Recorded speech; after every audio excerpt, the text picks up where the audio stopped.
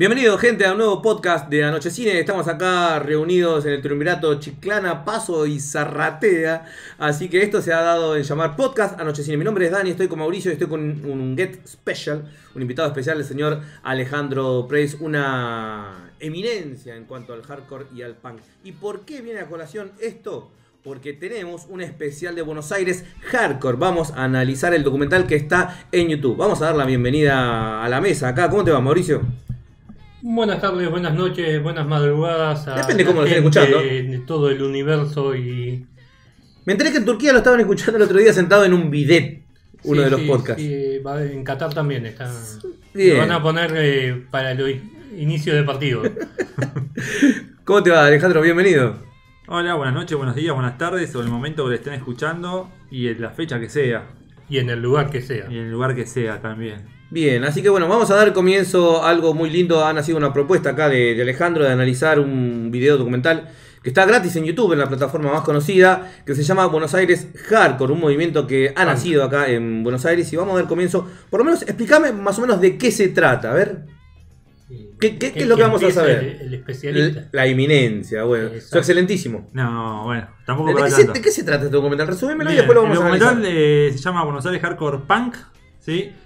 Y habla, bueno, un poco de la escena, cómo se gestó la escena punk, fines de los 70, contexto de dictadura, pasando por la democracia en los 80, con el menemato en los 90, ya estamos hablando ahí de la época más del movimiento hardcore, surge Buenos Aires Hardcore, hasta llegar a los 2000, ya bueno, con otra escena total más profesional, como dicen al final. Más light también. Más light también, sí. Vamos a ponernos en contexto para la gente que está en otro país escuchando. Hemos tenido una dictadura militar, la más extrema de nuestro país, acá en Argentina, de 1976 a 1983. Después de ahí ha retornado a la democracia, gracias a Dios. Y bueno, ahí ha nacido un movimiento de rock nacional grandote. Pero esta vez nos vamos a centrar en lo que es el hardcore. Nos vamos a 1977-78, por ahí empieza, ¿no? Más o menos.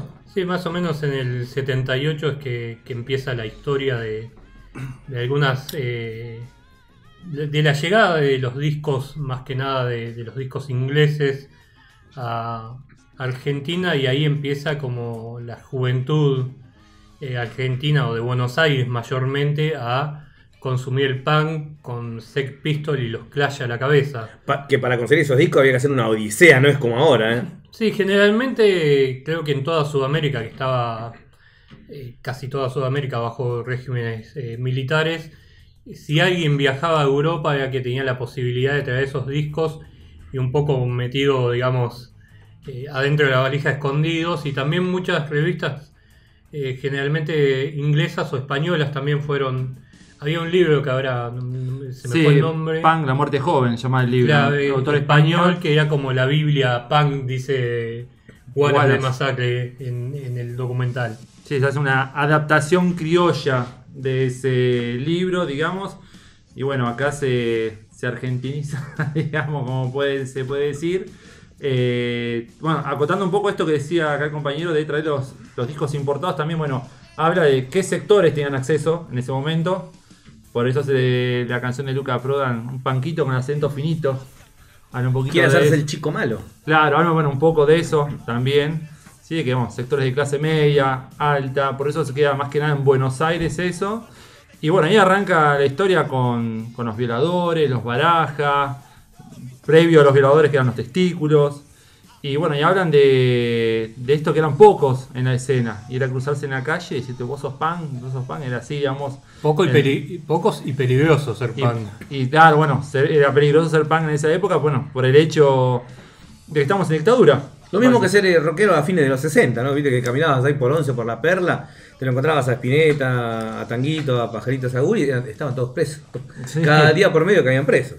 No era la realidad actual, que sigue siendo complicada, pero antes te llevaban por portación de cara, digamos, o de vestimenta, o de pelo, y las racias que no solamente fueron en la época de dictadura, sino en la primera década, creo yo, década y pico después de que terminó la dictadura, las racias...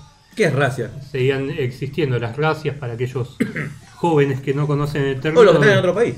era cuando estabas en la calle o en un boliche, en un recital, y llegaban los patrulleros y subían a todo aquel que... Colectivos venían. Colectivos o celulares también.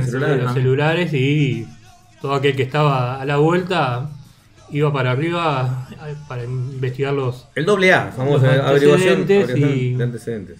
Y ahí estabas, salías de un lado y si te agarraban te llevaban de vuelta, y hay una anécdota que acá contaba el compañero que cuentan en el documental, que Jaribel, de los violadores, estuvo 3 días para llegar a la casa porque salía de una comisaría, Cambiaba de seccional. y otra vez a la comisaría. Bueno, esto también nos pone en contexto de lo que era la época, y también hablar un poco de lo que es Malvinas. No nos olvidemos, tenemos acá una guerra, nosotros, Argentina tuvo una guerra contra los ingleses, contra el imperio inglés. Y bueno, ahí habla también de lo que fue el rock por Malvinas en el 82, de las bandas que participaron. Y bueno, que se habla en el documental de que, bueno, que el rock no es estar a favor del sistema, sino hacer una crítica. Es contestatario, ¿no? Contestatario, bien. Contra el sistema. Y bueno, ahí por ejemplo los Violadores o Virus no participaron de ese festival, fueron invitados. Y bueno, ellos no participan justamente por esta cuestión de estar en contra, más allá de lo que era el punk, o había unas cuestiones personales también entre las bandas, que por eso no participaban. Y bueno, después van hablando también lo que es las primeras grabaciones.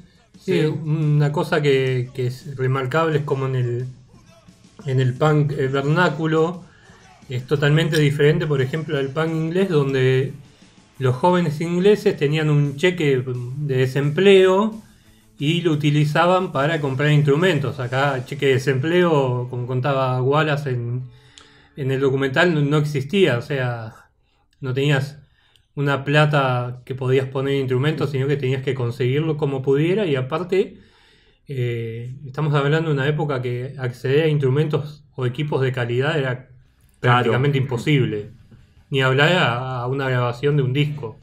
Bien, se está formando un contexto, ¿sí?, de rebeldía, contestatario, cosas que partes del rock también tienen, ¿no? Lo decía una vez Pergolini, el rock tiene cosas que el pop nunca te va a ofrecer, esto de rebeldía, de ir en contra de... Bueno, estos chicos estaban en esos momentos justos encima. Sí, en ese momento justo, y en una Argentina que las vías de expresión estaban censuradas directamente, con una censura terrible, y bueno... Hay una crítica a una canción de Charlie, que es un himno ya de los dinosaurios, ¿no? Que dice, ¿cómo puede ser que los nombren indirectamente? Claro, cuando la realidad pasaba... Y te pone arriba el tema represión de los violadores, que te dice todo como es. Bueno, y bueno, teníamos un ejemplo que es Pedro y Pablo, no sé si se acuerdan, ¿conocen la marcha de la bronca? Yo la conozco, pero yo la conozco. Bueno, eso es justo y necesario. Bien, bueno, eso es lo que decías vos, lo nombra Gamexane, guitarrista de Totos Muertos, y bueno, él también como que es bastante crítico de lo que es el rock, de la escena de ese rock en ese momento. Y también, bueno, empiezan a hablar de por qué trascendieron los Violadores, por el hecho de grabar el primer disco, digamos, el primer LP de esa época, el primer long play, cuando también existían otras bandas. Por ejemplo, bueno, aparecen los Barajas, que eran de La Plata, con Marcelo Pocavida, también aparece ahí en el documental. Uno de los personajes, creo, más pintorescos de la escena, y que es conocido muy a nivel subterráneo, ¿no? Nunca fue un personaje popular. Sí, participaba mucho en películas de terror tipo Clase B, o he visto videos que tiene en YouTube que participa con pastores, digamos, que están en partes que hacen exorcismos, y bueno, él aparece ahí. Bizarrísimo. Sí, muy bizarro, Sí, todo, pero bueno. Después más adelante toma mucho de Sherlock, de Alice Cooper, y ya, como él mismo dice al final del documental, más que el recital son performances que hacen en vivo muy Que teatral. tenía la víbora, como tenía Alice Cooper, cantaba School Sí, South, cantaba ahí, ¿no? Más cerca de Gigi Allen. Sí, incluso cuenta que lograron armar una silla eléctrica donde lo electrocutaban durante la actuación. También cuenta como que lo cagaron a trompada una vez por subirse a una batería. O sea, un personaje muy pintoresco que creo que merece más difusión dentro del mismo gueto del punk y del rock. No es muy conocido. También es de destacar que en el documental se habla un poco de la formación creo que indirectamente, pero se habla en sí de la formación de las tribus urbanas, porque tenemos, más allá de la aparición de los punk, también tenemos como su contraparte la aparición de los primeros heavies, con Riff y B8 a la cabeza, y esos también. Claro, esos encontronazos. Aparecen los skaters con Masacre, que es denominada la banda de skate punk, de skate rock de Buenos Aires. Igual las comenta, ¿no? Igual las comenta que los agarramos a todos por sorpresa. Venían todos de punk, de cresta, y nosotros aparecimos con bermudas. Y con otra melodía también en sus canciones. Y se habla mucho de estas subdivisiones de tribus urbanas, con también después más adelante la aparición del hardcore, que sí toma más directamente lo que es la cultura hardcore norteamericana y principalmente la neoyorquina. Bien, ya entrando en los 90, ¿qué tenemos? ¿Qué nos presenta el documental? En los 90 básicamente arranca hablando de lo que es la escena Buenos Aires hardcore, ya propiamente dicha, con bandas como NDI, No Demuestra Interés, Diferentes Actitudes Juveniles, Buscando otra Diversión, Existencia de Odio, que son las principales. Las bandas de las siglas. Las bandas de las siglas, claro. NDI, DAG, BOD y se me fue. Edo. Sí, después había otras. La primera, digamos, también. Te retraigo un par de años atrás de la movida de Invasión 88 y de ese disco. A ver, ¿qué es lo que comenta? Bueno, ahí lo que es un compilado que básicamente lo que hacen las primeras bandas punk que no habían como logrado poder grabar profesionalmente, se puede decir. Bueno, aparecen en este compilado Invasión 88. Algunas bandas ya estaban separadas para ese momento, pero bueno, se juntan para grabar y hacer la presentación de lo que fue en Cemento. Bueno, que terminó todo mal esa noche en esa presentación por lo que cuentan. Pero bueno, lo importante quedó una fuente de la época, digamos. Es la semillita, ¿no? Semillita, claro, de lo que va a venir después, que es Invasión 88, puede venir con el Buenos Aires Hardcore, compilado Mentes Abiertas, la contrarrespuesta se va a llamar La Verdadera Invasión. Digamos, estaba la Invasión 88, estaba, la verdadera invasión que surge en el año 92. Esto como sería Lutero y después que le contesta a la iglesia, ¿no? Reforma y contrarreforma. Algo así sería. Y ahí también con esos compilados y esa segunda ola de punk, también vemos que el punk rock cambia un poco también, porque empieza más a hablar de no una movida tan política, si bien no la política no se deja de lado, pero también ahí aparecen como letras más de barrio, digamos, más de la realidad del trabajador, más también de la cerveza, la joda. La esquina, ¿no? Claro, la esquina. Ahí lo tenemos como factor dominante a 2 minutos, una banda de Valentina Alsina, que nos gusta a todos, ¿no? Y también Ataque, que es la primera banda que la más popular, quizás, ¿no? Un poco sale del gueto con Hacelo por mí, una canción que creo que se pasó en todos lados. La conoce el chico de 8 y la abuela de 88. Eso es lo que tiene. Ahí te das cuenta el verdadero éxito. Muchas veces renegaron de esa canción. Es más, después en Trapos, ¿es el disco en vivo? ¿Trapos? Sí. Se llama. En Trapos cambiaron la forma de tocarla. O sea, ya no es casi pop, es rock, punk. Y también Mundi Epifanio habla del primer, te iba a decir remaster, no, pero es remix, que fue 1, 2, 3 Ultraviolento de Los Violadores. Que, claro, para entrar en los boliches, que digamos, se metió en los boliches se vendió una banda que era contestataria para bailar. Pasó lo mismo con Rata Blanca, que tocaba en Bailanta. ¿Se acuerdan? No se acuerdan. Sí. Rata Blanca. Sí, Mujer Amante. Ha sonado en todos lados. La Leyenda del Hada y el Mago la cantaban en todo. Creo que ahí. En todas las urbes y villas. Va como el camino del punk, como viene de ser algo contestatario, peligroso, para hacer algo parte de las masas y de la urbanidad cotidiana. De la cultura popular de otros lados.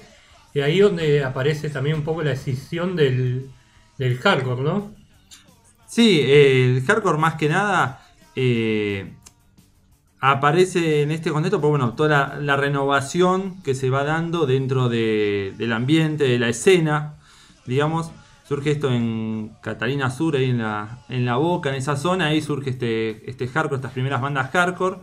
Y también, bueno, tienen de base el punk en cuanto a la autogestión. Siempre se remarca eso en esto. Había ya Siempre más sellos independientes en esa época. Para Sí, en realidad el hardcore acá es como que funda la autogestión que en el punk no se dio tanto.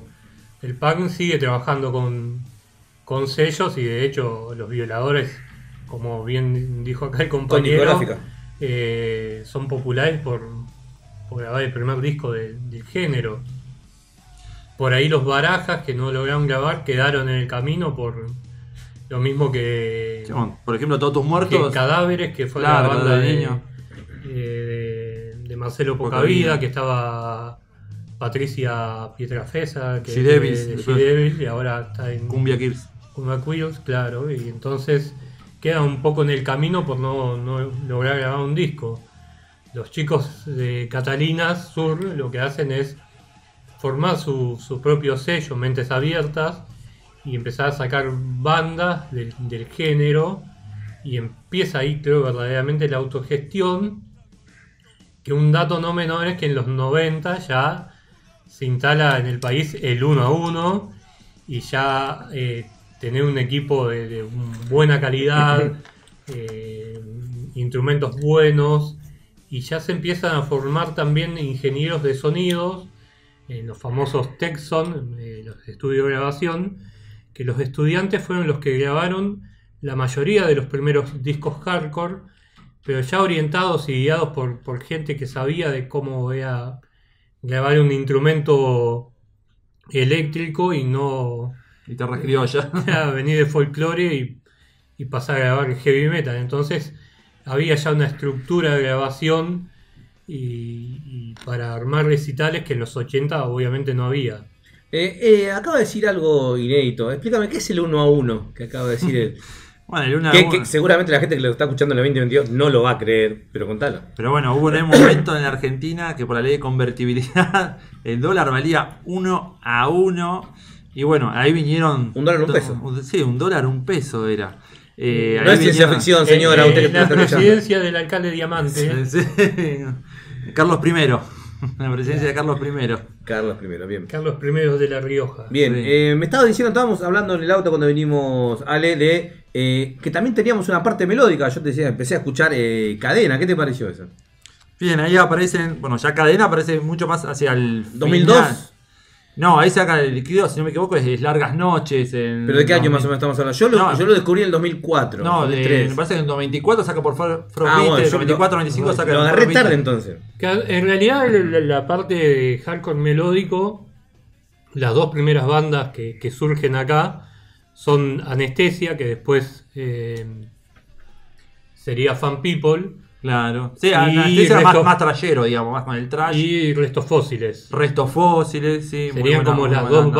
bandas que pasan del hardcore neoyorquino y nos traen el hardcore melódico de la costa oeste. Claro, 7 Seconds, ahí en el medio, Circle Jerks, Descendent. Son bandas más que nada apuntan a una melodía, ¿sí?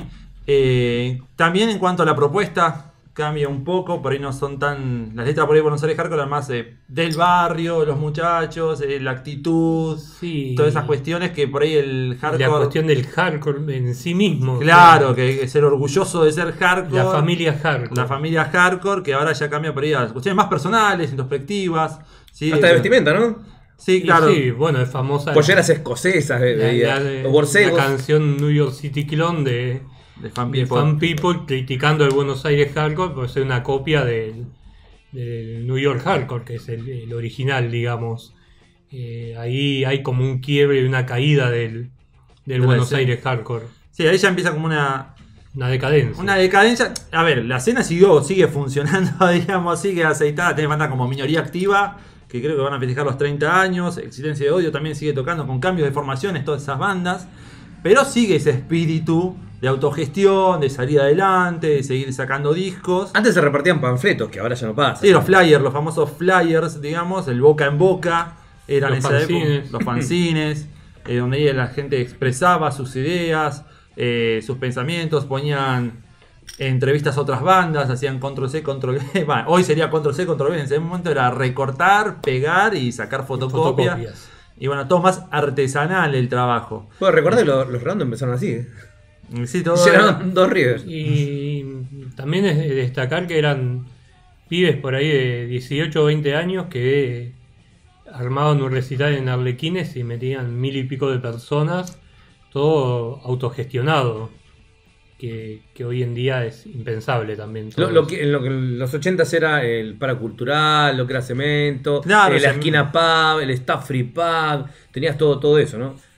Pero también esa misma vorágine o ese crecimiento fue el que se terminó comiendo todo el movimiento hardcore. Sí, cuando llegan los productores, gente que quiere plata, más allá de lo que era el sentimiento hardcore, digamos, ya como que los trascienden, digamos, ya cuando hay plata de por medio. ¿Cómo entra Animal en esta escena? Y Animal arranca... Pues yo los vi en vivo en el Repotente, el nuevo camino del hombre. Sí, Lo vi en ahí vivo. es algo paralelo a lo que es propiamente el documental. Creo que Animal logra unir como dos tribus como son las de los heavies con los hardcore. Más allá que dentro del hardcore se le criticó mucho a Animal por el crecimiento que tuvieron, porque ellos dicen que usaron como trampolín al hardcore para trascender y después se fueron para otro lado. Es un caso extraño. Generalmente a ese tipo de bandas le pasa lo mismo que a Biohazard en el hardcore neoyorquino. Es como que los metaleros los critican por hardcore y los hardcore los critican por metalero y quedan como en un limbo donde los culpan de la caída de los géneros, digamos. Sí, ha pasado con Bob Dylan cuando enchufó la guitarra. Sí, ha pasado con Piazzolla, así que ha pasado con muchos. ¿Algo más de este documental? Primero que es hiper recomendable para conocer la escena, ¿sí? de Buenos Aires. Sí, decime. Sí, más que nada después, bueno, termina hablando un poco de lo que es la actualidad. Lamentablemente fue lo que pasó en Cromañón. ¿Sí? 2004, 30 de diciembre del 2004, 194 muertos. Una tristeza lo que pasó.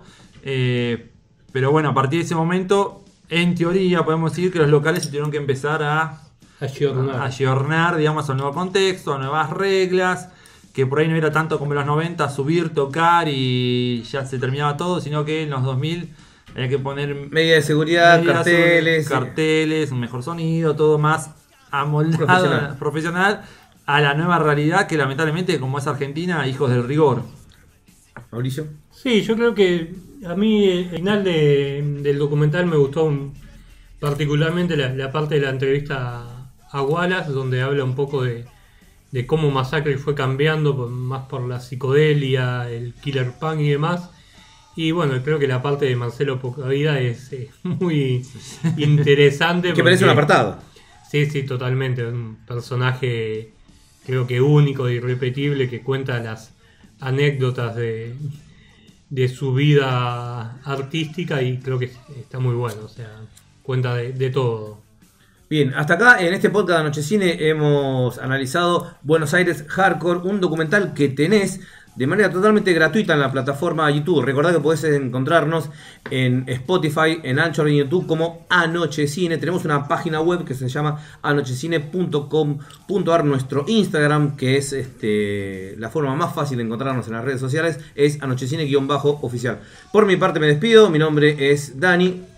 Mi nombre es Mauricio, nos escuchamos en la próxima. Alejandro Preis, un gusto, saludos y gracias por la invitación. Chao, gente. Chau.